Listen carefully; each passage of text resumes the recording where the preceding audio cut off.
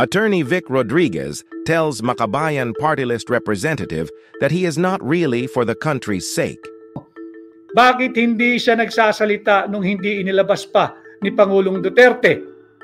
At sinasabi niya, siya mismo hindi raw niya nabasa. Ulitin ko sa iyo, iho ha, wala kang puso para sa bayan. Wala kang puso para sa Pilipino. Huwag kang magpanggap. Hindi ka makabayan.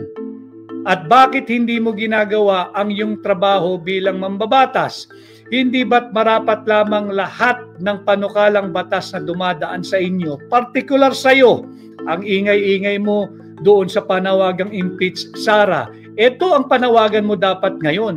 Impeach Marcos, impeach Bongbong. Ito dapat ang dami nung sumisigaw ngayon ito. At yung mga magrarally dapat sa January 31 di umano nang isisigaw ay impeach Sara, nasaan na kayo ngayon? Bakit ang tatahimik ninyo? Kondinahin ninyo itong tahasan, lantaran at big time na pangbubudol sa ating mga Pilipino.